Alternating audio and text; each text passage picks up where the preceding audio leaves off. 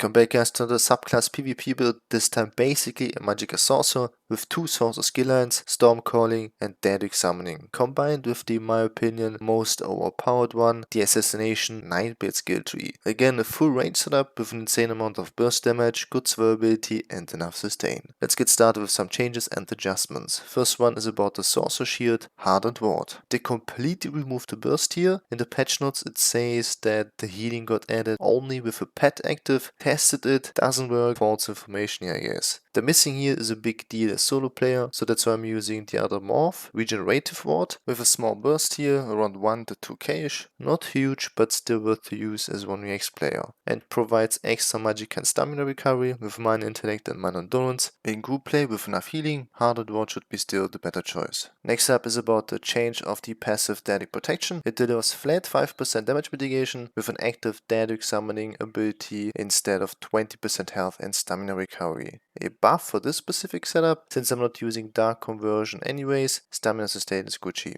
The passive Expert Summoner increases max Magicka and stamina still for 5%, but without a pet being active, only the HP bonus needs to require one. So another buff here. Some changes on the Storm Calling skill line with Expert Mage. This passive now increases weapon spell damage by 108 per sorcerer ability slotted instead of flat 2%, delivers overall slightly less damage but more healing with the extra spell damage. Last but not least is about Capacitor. This passive now increases your health, Magicka and stamina recovery by 141 instead of 10%. Big sustain nerf, especially for high sustain builds. In this case, not a big deal though. Talked already about the Nightblade changes on my previous builds. Basically less penetration for more crit rate, and Mercer's Reserve can stack up to 10 times for basically a possible double bow proc within 2 global cooldowns. Completely broken, especially on this specific setup here. Quick talk about the active skills I'm using. With only one Nightblade ability with Mercer's Reserve, which is a game changer, has a ton of burst potential. The combos with this one shouldn't be simply allowed in my opinion, but we'll take this overpowered skill on a Magicka Sorcerer. Next are Sorcerer skills, starting with Haunting Curse, a precast burst ability.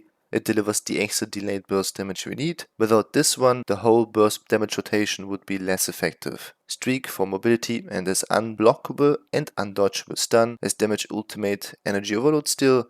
A nightmare for most players, empowers slide attacks like crazy and gives even huge amount of resources back. I still wonder why ZOS didn't nerf Overload for years now, it's ridiculously strong. Alternative Incap or Soul Harvest are good options with Overload on backbar, but then we're missing on a defensive ultimate, which I definitely need as solo player. In group play probably possible with 2 damage ultimates. Next up, Bound Aegis. Don't use it actively, it's just meant to be slotted for 8% max Magicka on both bars, minor protection, 5% damage mitigation and even minor reserve 3k armor.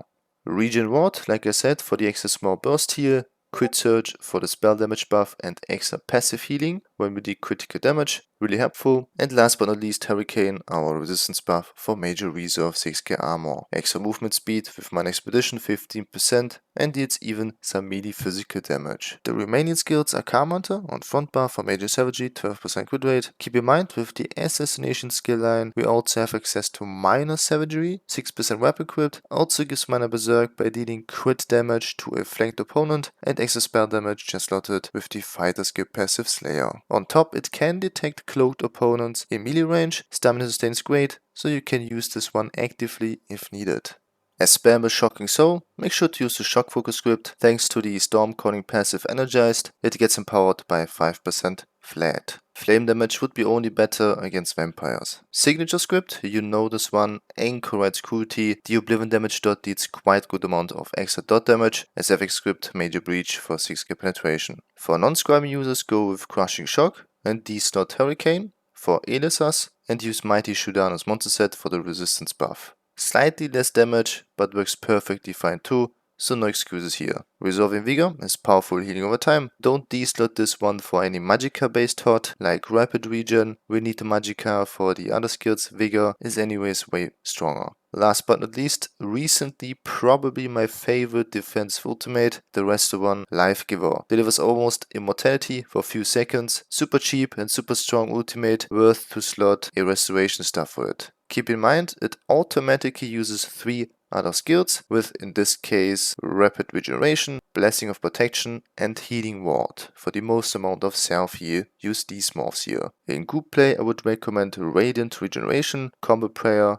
and Ward Ally. Pretty sure your teammates will be deeply appreciated. Quick talk about the sets, nothing unusual here, same old story with Rallying Cry for tankiness and spell damage on backbar combined with Wretched Vitality on frontbar. A must have in this case, cause I'm not using Dark Conversion, a huge Magicka sustain skill. The extra Magicka recovery with this craftable set is needed. Death Dealer's Feet is mythic, best in slot for Magicka Sorcerer builds, since the Magicka and HP increases will empower our shield size. As monster set, 1 Swarm Matter and 1 Domi House for extra Magicka and stamina, last but not least 20 is filler for the extra HP. Armor types, 1 heavy chest, 1 light sash, 5 medium, with 1 reinforced on chest for most amount of armor, 1 sturdy and 5 well fitted. Full arcane on jewelry with 3 Magicka recovery glyphs. Needed Magicka sustain was not enough, even with Wretched Vitality, but trust me here, with the huge amount of max Magicka, the damage is still insane, even spell damage is high enough. Frontbar lightning staff in sharpened with flame damage enchant, and backbar restoration staff in defending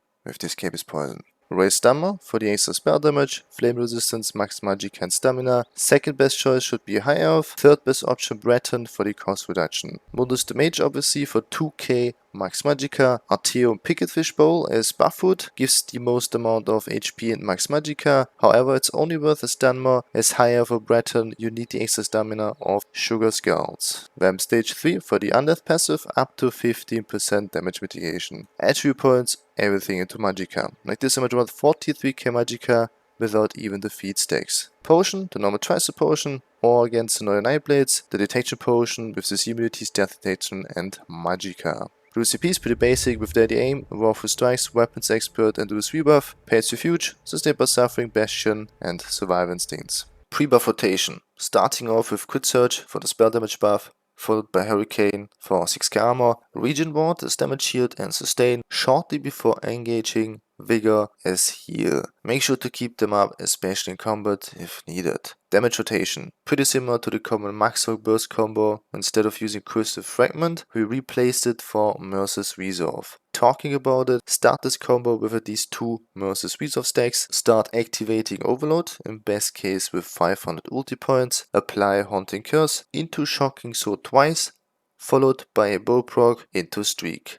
You can also use Streak before and follow up with the Merciless Bow proc. Depends on the situation obviously, you need to adapt yourself. Now the most important part here is to line up Haunting Curse with a Merciless Bow proc, with Soul in between as bearable and Streak SCC shortly before or after Haunting Curse procs. If you can empower it with Overload, praise the Lord and thank Source for this completely unbalanced combination.